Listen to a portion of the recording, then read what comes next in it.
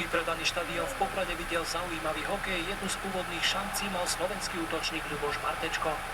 Avantgard bol v prvej tretine lepším mužstvom, akciu s gólovou koncovkou predviedli hostia v 10. minúte. Po prihrávke Denisa Platonova trafil medzi betóny Tomáša Dubu Alexander Frolov.